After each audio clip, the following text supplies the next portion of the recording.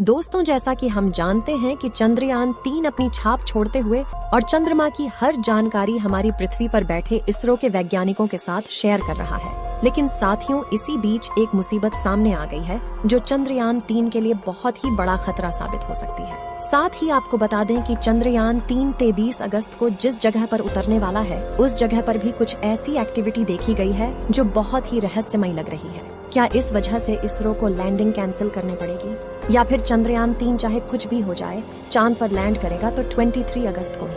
साथियों, इन सब के बारे में आज हम आपको इस वीडियो में बताने वाले हैं। वीडियो में आगे बढ़ने से पहले आपसे निवेदन है कि आप चंद्रयान-3 की सफलता के लिए कमेंट में जाकर जय हिंद जय इसरो जरूर लिखें, और हाँ, हमारे इस चैनल को सब्सक्राइब करना मत भूलना। अब वीडियो में आगे। दोस्तों, इस वक्त चंद्रयान-3 जिस जगह पर है वह सबसे खतरनाक जगह है। इस समय चंद्रयान-3 की सबसे बड़ी खबर सामने आई है। चंद्रयान-3 पर इसरो के वैज्ञानिक लगातार अपनी नजरें टिकाए हुए हैं, क्योंकि अब इसरो अपना प्लान बी शुरू करने वाला है, जिसमें उसे सबसे कठिन पड़ाव को पार करना है। अब चंद्रयान-3 को 800 किलोमीटर की ऊंचाई से वर्टिकल लैंडिंग करवाई जाएगी। पहले वर्टिकल लैंडिंग 100 किलोमीटर की ऊंचाई से करवाई जानी थी, लेकिन अब इसरो 800 किलोमीटर की ऊंचाई से करने जा रहा है। इस बीच वैज्ञानिक कई ऑर्बिट स्किप करने वाले हैं, यानी चांद की तरफ। जब चंद्रयान-3 घूम घूम कर आगे बढ़ रहा था, अब वह बिल्कुल सीधा चांद की ओर बढ़ेगा। आइए जानते हैं चंद्रयान की लैंडिंग के समय क्या गति रहने वाली है। लेकिन साथियों, आप और हम सब के लिए खुशखबरी है, क्योंकि चंद्रयान-3 जिस स्पीड और टेक्नोलॉजी से आगे बढ़ रहा है, उसका मुकाबला कोई देश या कोई टेक्नोलॉजी नहीं कर सकती। दोस्तों, क्या आप भी चाहते हैं कि चंद्रमा के साउथ पोल पर उतरने वाला भारत पहला देश होना चाहिए? यदि हाँ, तो कमेंट में लिखकर जरूर बताइएगा।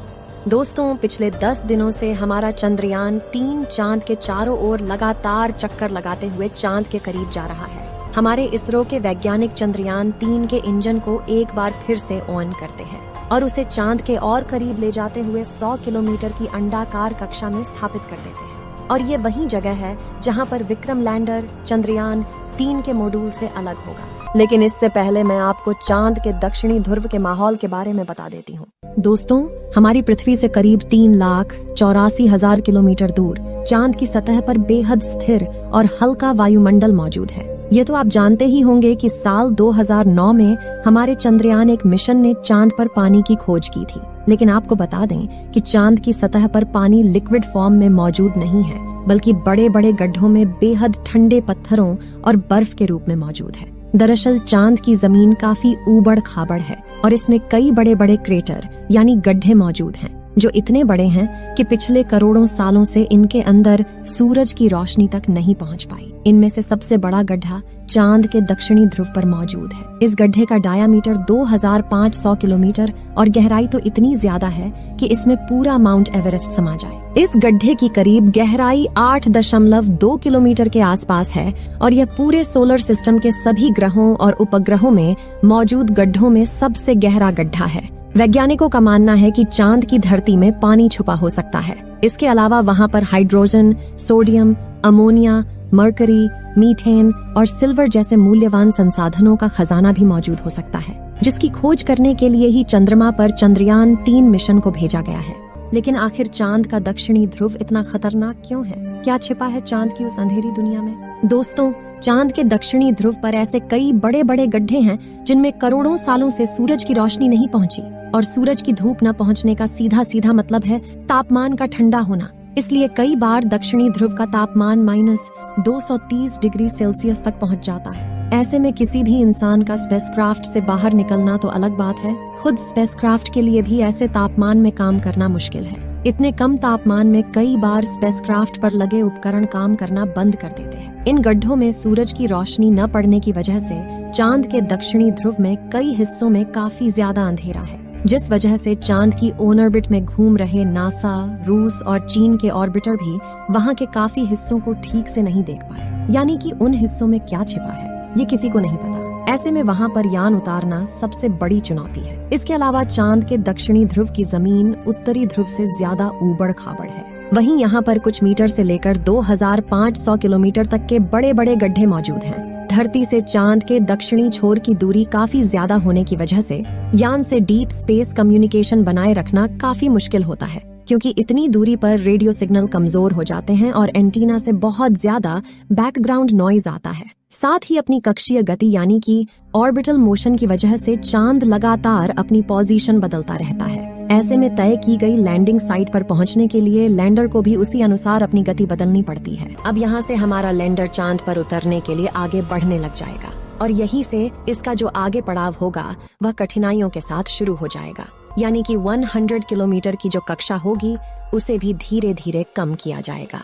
दोस्तों, यह बात तो आप और हम जानते हैं कि चंद्रमा पर बहुत सारे गड्ढे मौजूद हैं, जो दिखने में तो बहुत ही छोटे दिखते हैं, लेकिन वास्तव में उनका आकार हद से ज्यादा बड़ा है।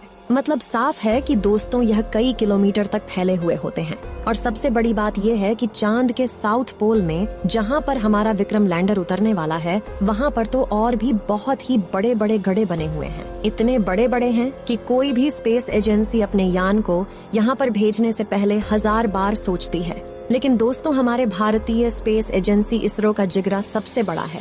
हमारा चंद्रयान 3 इन गड्ढों से नहीं डरने वाला है। चंद्रयान 3 में लगे कैमरे बेहद ताकतवर हैं, जिस कारण इन गड्ढों की तस्वीरें हम तक पहुंच पाई हैं। चंद्रयान 3 ने चांद का एक वीडियो बनाकर भेजा, जिसे आप स्क्रीन पर देख सकते हैं, जिसमें बहुत सारे नीले गड्ढों की मौजूदगी पता चलती है। दोस्तों, चांद की तस्वीर को देखकर यह तो साफ लगता है कि वहाँ पर कुछ तो मिस्टीरियस जरूर है। वहाँ पर कुछ तो ऐसा जरूर मौजूद है जो इसरो के लिए बहुत ही बड़ी खोज साबित हो सकती है। यही कारण है बाकी की स्पेस एजेंसी जैसे नासा को इसरो से जलन हो रही है। उन्हें लगता है कि कहीं हम उनसे आगे ना निकल जाए। लेकिन फिलहाल हमारे इसरो के वैज्ञानिक बहुत ही ज्यादा खुश है और इस बार इसरो दुनिया को बता देगा कि वह जो कर सकता है कोई भी नहीं कर सकता है।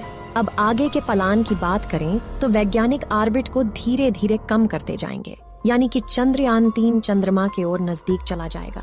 चंद्रयान 3 जब चांद की सतह से 36 किलोमीटर ऊपर होगा, तब वह दक्षिणी ध्रुव में मौजूद अपनी लैंडिंग साइट को सर्च करेगा और इसके बाद आखिर में वह समय आ ही जाएगा जिसका पूरे भारतवासियों को बेसब्री से इंतजार था।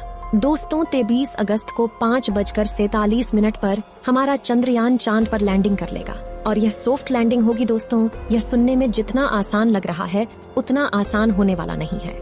यहाँ पर हमारे चंद्रयान 3 को बहुत सारी मुसीबतों का सामना करना पड़ेगा, लेकिन दोस्तों खास बात तो यह है कि इस बार हमारा चंद्रयान 3 रास्ते में आने वाली सभी मुसीबतों से लड़ने के लिए पूरी तरह से तैयार है, क्योंकि पिछली बार चंद्रयान 2 के अंदर जितने भी कमियां रह गई थीं, जिस कारण चंद्रयान 2 की क्रैश लैंडिंग हुई थी, उन्हें ठीक कर दिया गया है। साफ शब्दों में कहे तो इस बार हमारा चंद्रयान 3 किसी भी हालत में हम सभी को निराश नहीं करने वाला है और पूरी दुनिया को दिखा देगा कि वह जो कर सकता है कोई भी नहीं कर सकता है। जाते जाते साथियों, आपसे मैं निवेदन करती हूँ कि हमारे भारत के चंद्रयान 3 के लिए कमेंट के अंदर कुछ अच्छा जरूर लिखें और हमारे चैनल को भी सब्सक्राइब कर लें। जय हिंद, जय भारत।